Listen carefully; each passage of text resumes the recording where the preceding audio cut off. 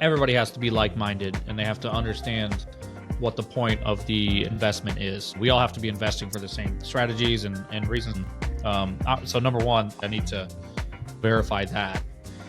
I'm never willing to risk my money unless I'm convinced that I've removed every possible extra risk that I can. And so I want people with that same mindset. Welcome into the Get Invested podcast, a podcast about all things real estate and real estate investing, brought to you by Capital Velocity Investments and a part of the Matthias Talks Investing Substack. Hello, welcome in. Welcome in, guys, to another edition of the Get Invested podcast with your host, Jordan.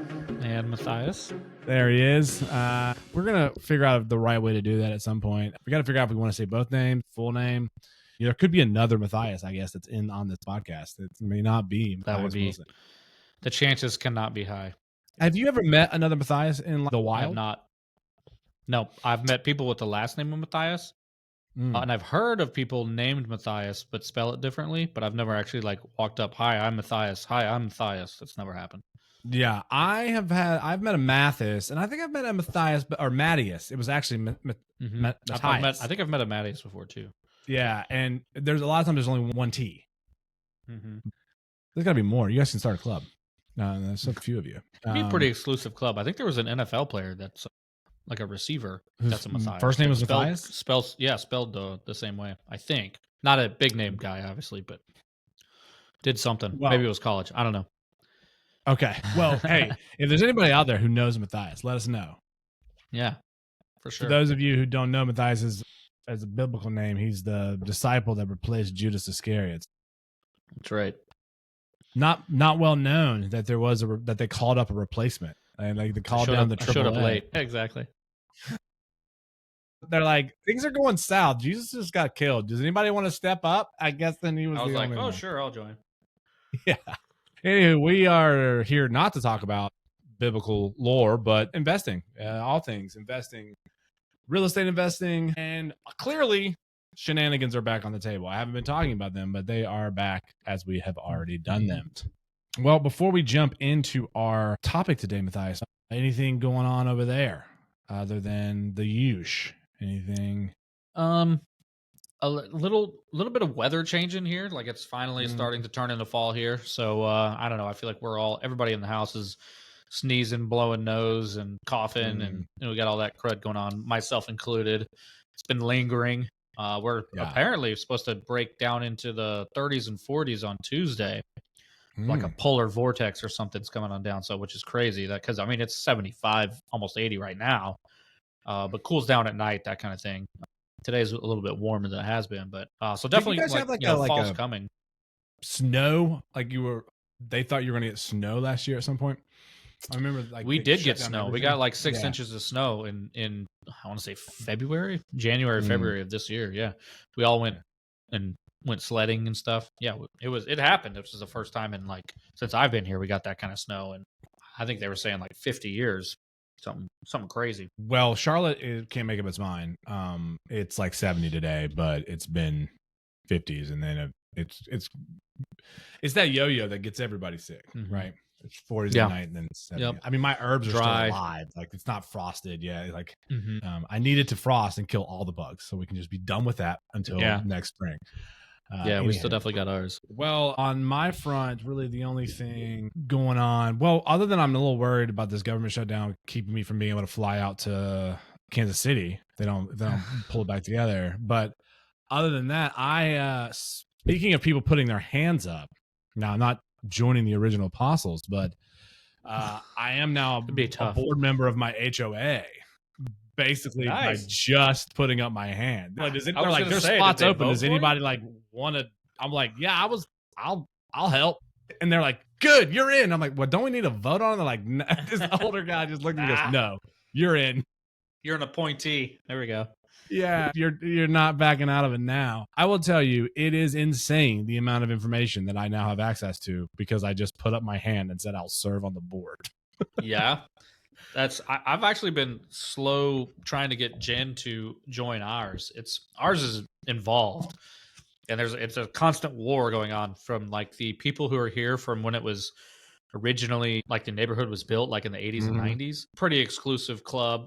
and obviously it was all forever homes for those people. And they, for whatever reason, sorry guys, but like some of the older generations are very particular about what goes on in the neighborhood and who, and they don't like young families. I mean, they when we first moved into the neighborhood, the HOA meetings were always like 2 p.m. on a Tuesday afternoon. It would always be like, okay, it's going to be, now they're like Monday at 6 p.m. or something like that. But like back then it was like, hey, whatever we're doing, it's going to be only for retired people. Only retired people are going to be able to make it to this thing. Do they hold open meetings every month?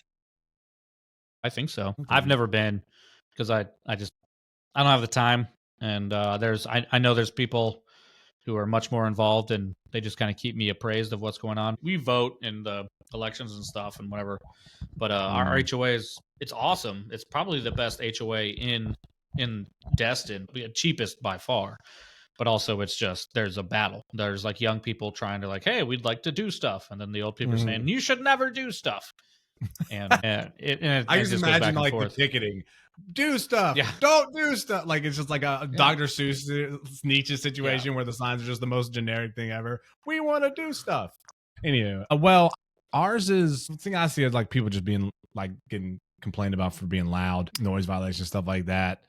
I gotta say, I'm getting annoyed, and I'm going to be exercising my power. Watch out for the gaze of this petty functionary. The tyranny begins. The bureaucrat. They park where it explicitly says do not, because you can park on the street here, which is fine. But if you park certain places, they're like you can't see around the corner, and then someone comes around, and it is not the best. Anyways, we'll see. I'm excited. A couple of people that they've been doing it for a while now, so they'll be able to show me the ropes.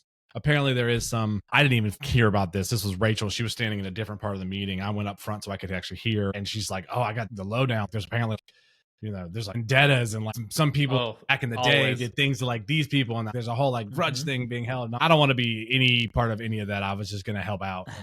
And, like, maybe do better with like HOA. That's how it show the finances of the situation. Yeah. And other than that, November's going to be a good month. I'm excited about all the things coming up. And that's, some of the things we're going to talk about is looking forward. The only thing I'll say before we jump into that is it was a pretty easy decision what to wear today, because I knew I was going to see you for this podcast. And tomorrow, Kansas and Carolina. Kansas comes to the Dean Dome.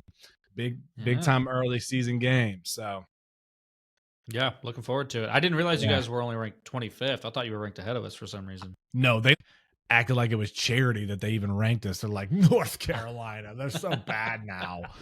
I think I'm fine with it. I love it when we're ranked lower than it seems like we I do too. I think we're underranked. Yeah, same here. There's, especially when you have young players. It's just what is your rank? What are y'all ranked?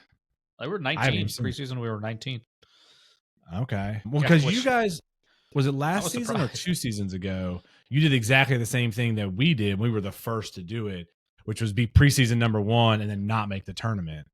We made the tournament, but we were preseason number 1 last year, and we underperformed significantly.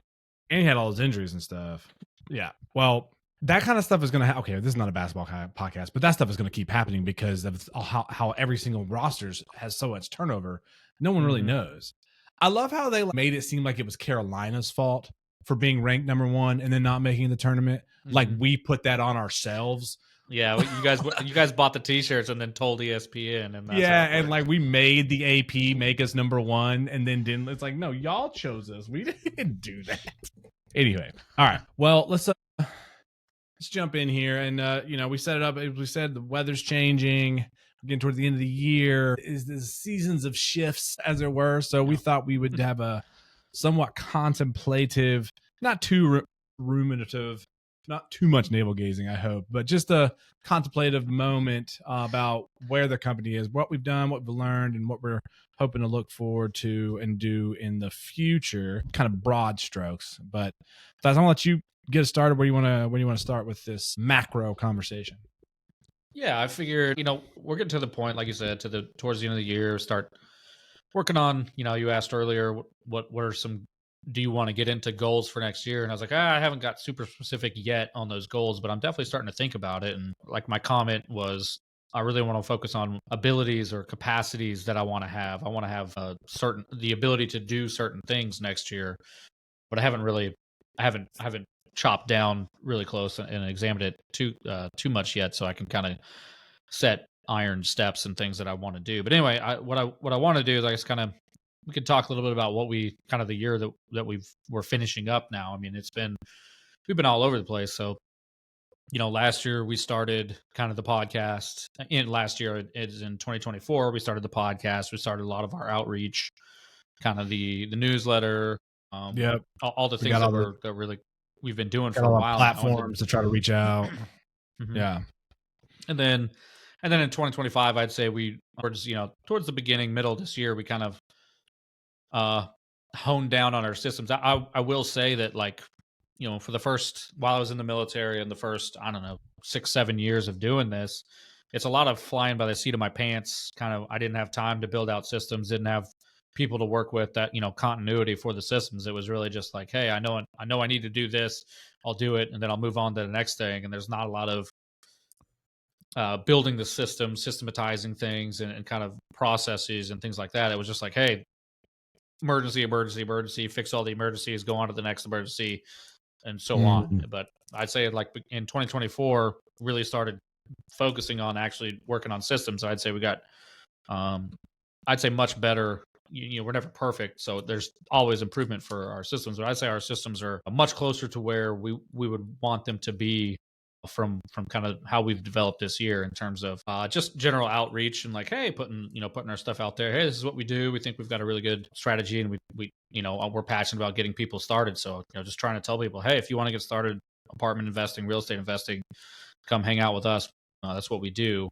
So getting our name out there a little bit, and then just building our investor pool of people who are either investing with us, want to invest with us, or have mentioned that they're undecided, but they want to see what we've got.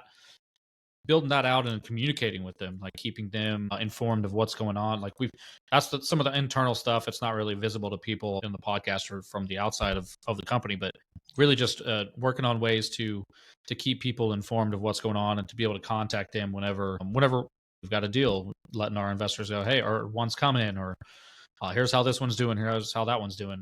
So I think our systems have gotten a lot more solid and closer to what we want them to be able to do. Would you agree with that, or what do you think? Yeah, definitely. It's definitely gotten better for sure. I mean, we've definitely improved. I hope so, which is something we've been working on. Yeah, I know. Otherwise, we're all fired. Exactly. I feel like there's been some stabilization as far as, like, outreach goes at the moment, in that we kind of build a subscriber base for the Substack, and it kind of plateaued. Mm-hmm. And we were getting reference stuff, which helped, but now that's kind of, we've moved on from that. It's just like a slow build of people that find us rather than being, like, referred to us, which means they're probably more invested. Yeah, pun intended, I guess.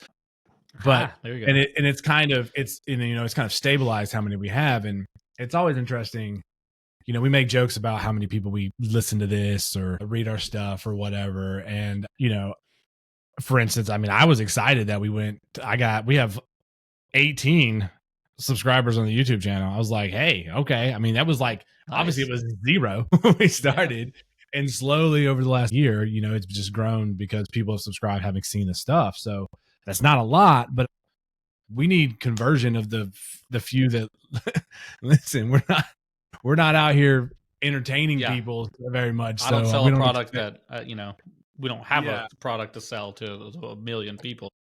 Yeah. So, I mean, I'm getting, I told you the other day that I was proud of it. Honestly, I don't even know how much good it does, but as far as, like, outreach goes, I'm getting 1,000 views on shorts and stuff that I'm putting out. And I'm trying to figure out a way for them to parlay that. And if they really want to find something, like, click on it and go somewhere. And, it's like, that's, if anybody watches YouTube shorts or reels, you just, like, scroll through. So how do you how does that go from scrolling through to, like, them actually wanting to contact us and talk to us enough to the point that they can be someone in the pool? But I brought this up because you're talking about systems. I think that we've stabilized some of the ways in which we're the contact. And now I think one of the things we're definitely wanting to work on is conversion, for lack of a better term. So we did start talking about the Bible at the beginning. So I guess we want converts, where people who aren't. Yeah, people who aren't probably just listening or just reading, but taking the next step, even to just have a conversation with you, become someone who can be included in the investor pool, right? At which point they can actually see the deals. And that's I feel like in a lot of ways, maybe I know I'm jumping ahead a little bit, but that's maybe more the next step than even getting more people to invest, is because I think like a fourth of the people that we probably in some way, shape, or form contact are actually have made that step. If that, you know what I'm saying? Yeah, I would agree, but I honestly think I think it's a great time to mention that because, like, for instance, we were going over what we're going to talk about and decided to give kind of a brief synopsis of where we're at with all our investments. But honestly, we can't give super strict details because of the restrictions placed on us by the SEC. So, but if you're in the investor pool, you don't have to invest anything. But if you've had a conversation with me and you say, hey, and then I can determine, hey, this type of investment is appropriate for you, this type of investment, then you're in the pool and you can you can hear all the details of all of what's going on with all the properties, hey, exact money amounts that we're distributing, so on and so forth, and those things. So I can't advertise just broadly to the market, as we know, and to our ultimate chagrin and frustration. We just can't stand on a rooftop and shout about how stellar we think our returns are and share the details. We have to verify that anybody we're talking to it's appropriate to share those details with. So, I mean, I that's another reason that we want to convert those people. It's like, hey, man, I'd like to. It's not even. I'd like to convince you how good this investment is, but I can't tell you how good this investment is until I've convinced you how good this investment is. And so we're in this weird catch-22 kind of thing. So it's we just, the main thing is it's solved by conversations with individual investors, and so we're trying to just get more and more people, and it's hard on my time is, and we'll talk more about this, but like my time is pretty stretched thin as it is doing all the things that we do. So it's tough to dedicate time specifically to that, but that's something like we'll talk about it as kind of our going forward on ways we're gonna try to get better at that. But on that note, I figured I would give a brief synopsis of kind of the properties that we have, this without sharing any specific details that we're not allowed to. But we did in 2025, we did completely finish the sale of Deer Run. We sold it last year with some seller financing, kind of a way to make it a win-win for both the buyer and us. He brought an amount to closing, and then we financed the remainder of the sales price in a loan from Deer Run to him, the LLC that the investors own. And so he just paid that off in this calendar year a couple months ago. So that was that we had our first complete exit, which is cool. Loved that, really proud of it, and all the investors I think enjoyed getting those checks from us. I know I did as an investor in that one. It was nice. And also we enjoyed the time. Well, I know I personally enjoyed the timing because we were getting it back to a lot of people who were like, well, we have a new one. We have a new investment. Yes, Would you like exactly. to just That's very true. re-up this capital infusion? And yeah, while I've got you on the phone. Yeah, exactly. A little bit of that. That's always the goal, is to have some come in, some exiting. It's a long-term game. So, but at some point I would like to be like, hey, we have 2 or 3 exiting at any given time, or refinancing or something like that. And so I'm sending out a bunch of capital to people. At the same time, I'm continuing to find good opportunities that I can offer to them.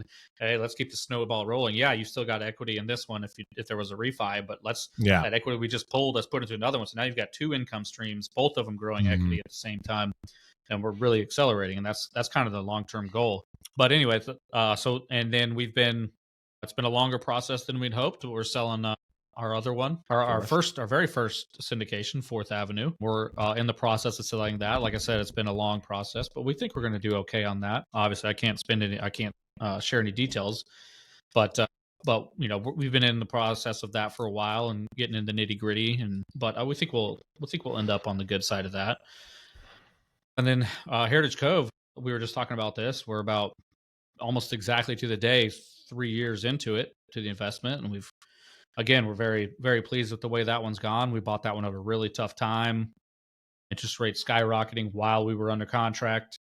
A lot of challenges with that one, but the performance of that portfolio is nothing shy of impressive in terms of what we've been able to do with it. So we're really psyched about that one. There's, like I said, without giving too many details, we're progressing. There's sometimes the business plan changes. Like, interest rates when we underwrote that one were significantly lower than the reality we ended up with. So that it did change our business plan a little bit. We'd hoped to do certain things with it that may take longer now with just a completely different environment. But the good news is that, as with all our business plans, very conservative underwriting. We've blown away all our numbers so far. So we have a lot of wiggle room, or slop, as I like to say, in terms of what we can accomplish and still get great returns for everybody. So timelines may change and overall business plans may change, but the returns are still going to be there. Pretty confident. So that was good. And then I would just like to say on that, just proof in the pudding, as it were, of the conservative underwriting and the fact that it ended up being not a terrible interest rate, but definitely higher than what it was supposed to be. It's a full percentage point higher than our proving the pudding of the conservative underwriting and the way that things go, and how we've been talking recently about like the capital calls and all those other things. Just want to note that, Heritage Cove just made a major upgrade to the property, pay entirely with income and cash, like no problems, easily just use the income, paid it, and then move back to a different phase of the business plans. And that's the kind of thing we talk about all the time. And I just think it's nice to be able to say, yeah, that's exactly what we did here. You're right.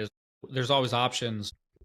When you have a strong cash flowing business, you can pay for a lot of things without taking out additional debt or equity, raising more capital. Like we didn't raise as much capital as we could have for that property because we didn't need it. And all that does is, in the long run, it juices everybody's returns. We didn't dilute it by raising more capital. And that was our decision we made at the time. And I think everybody will be happy with it in the long run because we have such safe cash flow out of that property. There's no, we have the reserves that we need without having to raise it. So yeah. And we're in a situation where, exactly as we talked about, the stability to be flexible, right? Mm-hmm. It's a long-term debt loan where we're solid, in a solid position. Maybe we're not the market's not in a position for us to do certain things that maybe we planned on trying to do at year 3, but we're through our solidity we can adapt. Yep. Yeah. And the business plan has, we have plenty of time left on our original business plan to execute a whole bunch of things. Yeah. So, that's the beauty of the long-term debt, is you can kind of outweight the market. The market will move around you. But you can, as long as you're still chugging cash flow, and then you can just sit as long as you need to get the kind of returns you want. Yeah.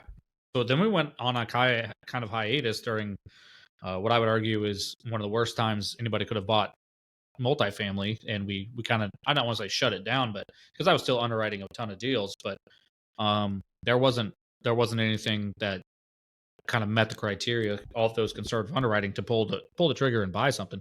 Doesn't mean that there weren't deals to be had out there, but they were few and far between, and I never found any. So we went on a 2-year hiatus basically till middle of 2024 before we bought anything else. And that's when we teamed up with the Lake City team and bought the Savannah property, which was cool. Again, super proud of that asset. It's the biggest, nicest institutional grade asset I've ever had access to as a kind of a primary sponsor and to bring to my investors. So we were very happy we got to do that and excited about that. That one's, again, another strong cash flow property that is stable in any market and long term is just going to keep. And I have full confidence in long term it's going to be, a premier asset in its neighborhoods, and we'll be able to sell it for a premium or refinance and keep making cash distributions as long as we feel like we want to. I think that's one of the most prime grade, I would say, assets I've ever had access to. So still very happy with that one. It's often running as well. And then we get to kind of 2025 and this year, and how we had a couple of deals that we were gearing up for that just didn't end up panning out, which will happen.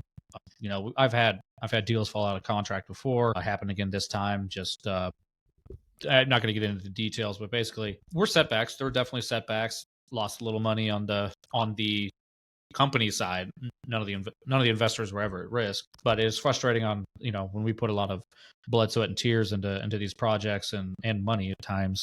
It's frustrating to not be able to close them out. But again, it happens. Cost of doing business. So so that was kind of the first half of this year was a very frustrating first half. Yeah, it's like a little bit of end of 24 and first part of 25, first half almost of 25. So I did want to ask, we wanted to talk about things we've learned. And the whole saying, you know, you learn more through failure than success. Sure. I'm just wondering what kind of things you did learn, because there were two different scenarios where kind of things dissipated, as it were, right? One was kind of partner flight. Yeah. And one was, well, we kind of ran out of momentum. And but there was also the personality conflict. So that was one thing I wanted to ask about. Like, did it teach you any kind of like for things you hadn't originally thought about as being like red flags when like trying to deal with a seller, for instance? So yes and no. One is that I'm willing to put up with the most obstinate seller of all time as long as the deal is good. You know what I mean? I'm willing to put up with that. I can deal with problems. But what I did learn, and I'll definitely say this, is that I've learned if I'm going to approach a situation like that, I need to come from a position of strength. Basically, I want to be able to demand certain things, whether it's having like more cash in the bank that I can show and say, hey, not, we will close, here's, or whatever it might be. I want to come from a position of strength to where I'm not chasing him around, if that makes sense. And that's just something you learn. This guy's I don't want to get into specifics, but we had some personality differences with a seller, and I've learned that I need to come to potentially situations like that with a bigger position of strength than I did, and I've definitely adjusted my processes in order to make sure that happens in the future. So that's one thing, and others, I'd honestly say I like to focus on what we're good at. And instead, there's certain things that are attractive, that, small pivots, different things, but there's certain things that's put us on the map and built us to what we are. And I want to stick to those as much as possible. Yes, there's times I might stray from, the C plus workforce housing, but basically stick to the bread and butter most of the time and have well thought out and strong reasons for any variations from our bread and butter. That's what we're good at. That's what we've done. Smaller workforce housing properties is what built the company to where we are now. Paid all our investors what we paid them, and I just don't want to lose sight of that. I want that to be the primary focus, and I'm fine doing bigger properties with partners like we did with Savannah. But I think it's going to be important to always be hanging out in our area of expertise, and because that's where we can provide the most benefit to along our mission to the beginner investors and get people started on a path to financial freedom. Right. So I wanted to bring those two things. I was going to bring those two together because I was thinking earlier when you were talking about, we can't really be that specific. If you really want to know about what's going on with us, you kind of have the conversation. And the reason that is because we try to recruit and get people who are not accredited, which is a certain bar you clear. If it was just accredited, we could talk about it all day long and broadcast and put it on LinkedIn and billboards or whatever we wanted to do. But because we're trying to get these unaccredited beginning investors, it means we have to go through the step of getting people vetted into the investor pool. And it also dovetails with what you're talking about, staying with these smaller projects where the amounts that they're going to be able to bring, the capital that these investors are going to be able to bring, meet minimums, and we can get a property closed. Now, would I like to see a scenario in which maybe we have that division of the company and then we also have like a 503c division of the company? Sure. But for now, agreed, and that's kind of is a great way to kind of finish out 2025. Basically, we had our Gulfport property that we closed on about a month ago, and that one went really fast. Investors were hungry and ready for it, and again, it went real smooth. We had our systems were in great shape, and they kind of helped us out as much as we would hope they could, so that everybody, all the investors, heard about it, and we ended up having a waiting list, and some people missed out, unfortunately, but that's just a first come first serve that's going to happen. But ideally, going forward, we'll be able to have a few like that, to where, hey, there's we're going to keep the minimums as low as we can. We're going to tell our people and our investors in our investor pool, hey, we got one coming. We expect it to be XYZ, because we can let them know anything that we want to let people know. and then they'll be ready and have kind of their decision matrices built out. So they'll get the deal, evaluate the deal, sign up.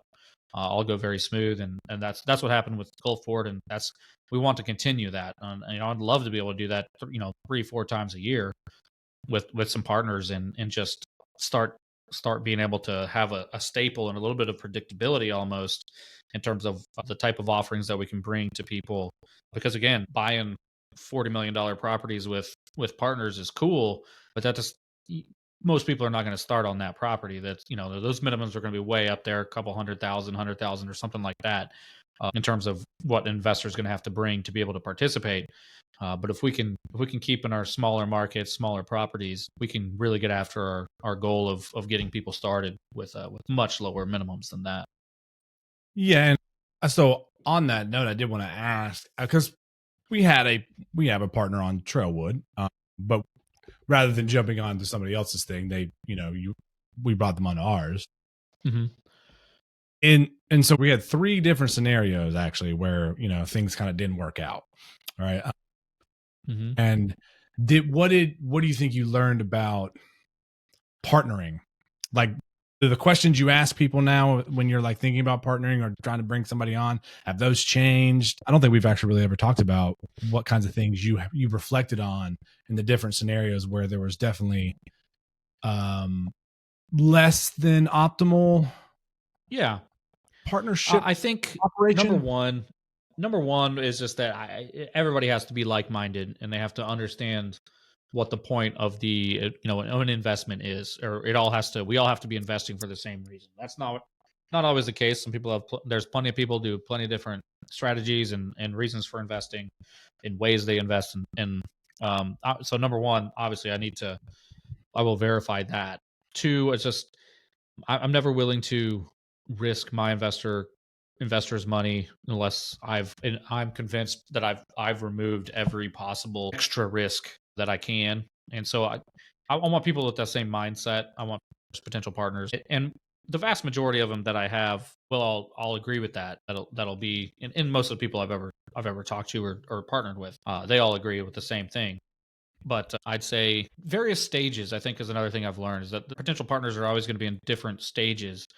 And some of them may be wanting to branch out on their own. Some of them may be looking for more senior partners or more junior partners, depending on where they're at in their kind of their firm's career, as it were. But I think matching a potential partner to a particular opportunity that we're finding, I think I'm getting a lot better about that. I've kind of have a little bit better decision matrix on what I know in order for this type of opportunity, X, let's just, X type of opportunity, I know I'm going to look for partners in Z realm of their career. You know what I mean? Like, either whether they're beginning, looking for someone to partner with that can kind of show them how to do it, and what have you, whatever it might be. But I think certain opportunities are better suited for certain other partners that we could bring on. Right.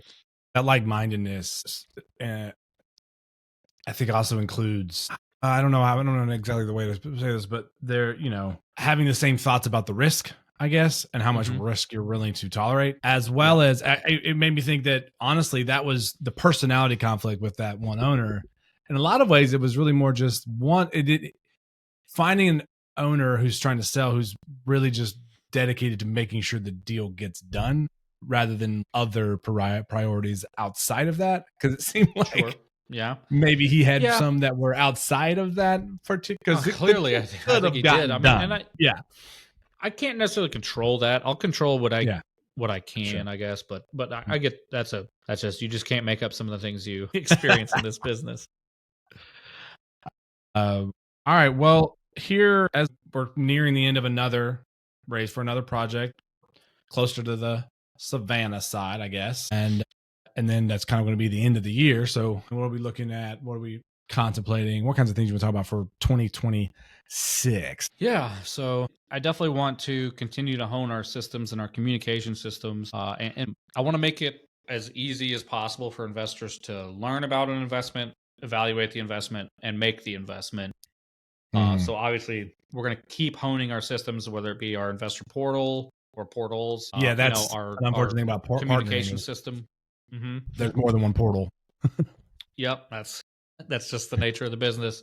So all those things to continue to iron out those, we'll just find some random bug somewhere that we didn't know about and a problem that we had just identified. We'll work our way through it. But I feel like we're getting to a point where we're pretty close to where we want to be. So I want to keep working that, but I also want to work on the capacity side, just like I talked about earlier. I want to have more time that I can dedicate to talking to potential first-time investors and kind of doing the education piece, more of the, hey, this is what we're doing, here's how this works, and spending more time kind of reaching out to people who've indicated interest and following up and saying, hey, you're still interested in learning more. Let's have a talk. Let's chat with the goal of getting more people started on kind of the what I feel is the best path towards building financial freedom and generational wealth and all the things that are possible through real estate investing. So I want to keep doing that, and part of that probably involves hiring at least one more employee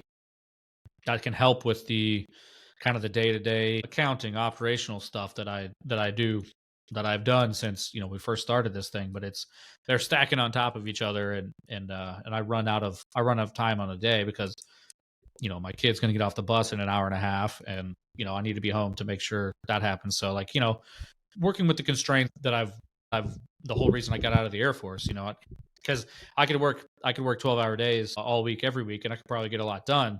But then what's the point if what am I selling to people is another job or something? So the whole point is to be able to live the life, kind of make decisions on how much of my time I'm going to put somewhere. But I think we're getting to the place where we can hire more people to help out on that.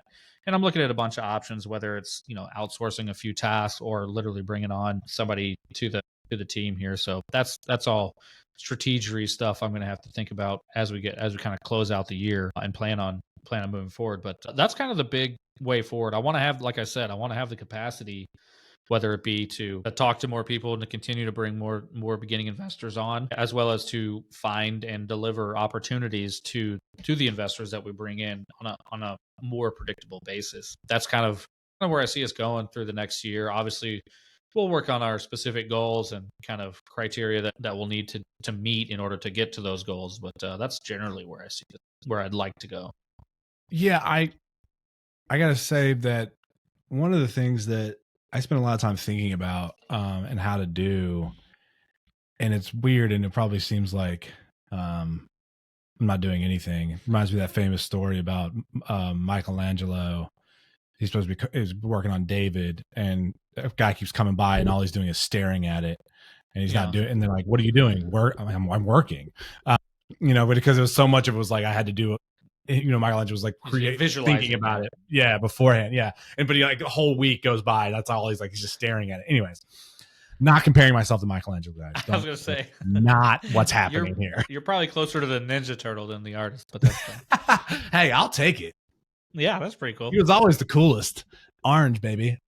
Yeah. But no, we had a couple people recently who we found out, they had just been listening to our stuff, reading our stuff. We hadn't really made any direct contact. And then they got to a point where they were ready and they reached out. And then next thing you know, they're investing. And that's kind of that's the epitome right there. That's the goal, right? I mean, it doesn't get any better than that. I mean, sure, we can call people and, and we want to reach out as well, but just us out there, us talking, us saying what we're doing, our mission, our education, all that. And then them being like, okay, I want to be with these guys. Let me reach out. Mm-hmm. How to just continue to grow. I mean, it's a long game, right? It's a long game. So that's theoretically is happening all the time. People listen to this going, I don't know about these jokers. And but they're listening, reading, whatever. And then eventually they say, yeah, well, all right, we'll do just what they did. And they're either, it depends on how that meeting goes, right? Like people have, reach out and meet with me, and if they didn't like what I had to say, or screw it up, is that what you're saying? Yeah, if I messed it up, then well, I don't want people who don't trust me. That doesn't sound fun for me at all. If somebody doesn't trust me with that, that I know what I'm doing, or B, that I'm going to treat their money better than my own, then that sounds like a relationship that would be very painful for both of us. Because if somebody's always going, I don't know I don't trust what he's telling me or whatever, that's not a good fit. I don't want to invest with those people. I want investors who do trust me and are convinced and are excited to get started and get going. And so that's we're kind of trying to reach those types of investors, and it's just a long game. More often than not, it's going to be you're going to need a few touch points. They're going to need to learn a little bit more about us, about the company, about me, before they're really ready to kind of share that trust with me. And I'm fine with that. That's the long game as far as I'm concerned. That's the right way to do it. So yeah, definitely. I just that scenario that I described seems like that's the most organic way that we can grow without you can only beat the bushes so much. Right. Yeah. So if we have that slow kind of accumulation, and then we have enough people interested, that people are going to have different timelines, right? When they're ready. And that's when, we'll be able to have those 3 or 4 deals when you've got enough people coming through at different times.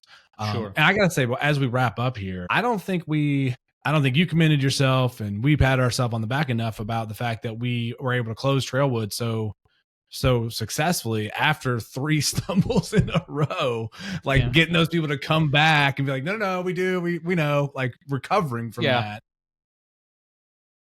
Yeah. So, well, I mean, differing reasons too. I mean, and people understand. I mean, anybody who's ever bought a house knows that, hey, these things do fall through, and sometimes for the craziest reason, Yeah.